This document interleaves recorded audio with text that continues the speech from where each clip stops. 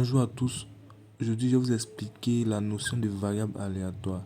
Je vais vous expliquer en long et en large c'est quoi on appelle variable aléatoire.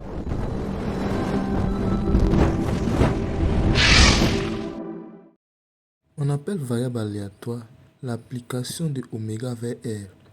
Oméga, c'est tout simplement l'univers des possibles ou bien des éventualités. Voilà, ça c'est la définition en mathématiques.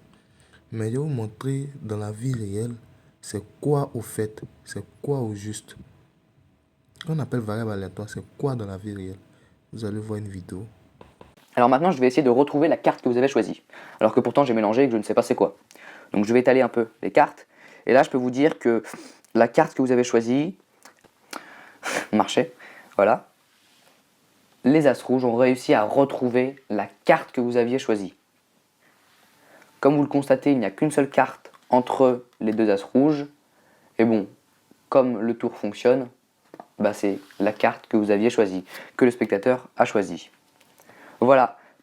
Ok, à travers cette toute petite vidéo, l'on comprend que les variables aléatoires, c'est tout simplement les conditions qu'on associe sur des événements. Vous voyez un peu, non? Donc le fait d'associer une condition ou même une valeur à un événement, on dit que dans le cas de variables aléatoires. Vous voyez, c'est très simple. Ok, ça, je prends un exemple pour illustrer. Voilà, normalement, ça, c'est mon exemple 2, mais ce n'est pas bien grave. Voilà, on dit au jeu d'une roulette à 37 numéros, du ces numéros sont rouges. On met 100 francs sur un numéro rouge, on gagne 100 francs si le numéro est rouge. Donc vous voyez, ici c'est une variable aléatoire. Souvent on ne précise pas dans l'exercice, souvent aussi on précise. Pourquoi c'est une variable aléatoire?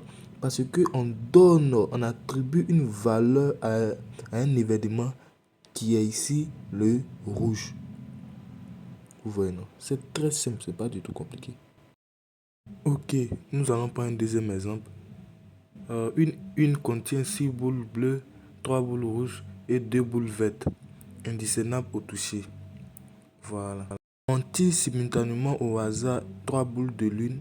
On appelle X la variable aléatoire qui à chaque tirage associe le nombre de boules bleues.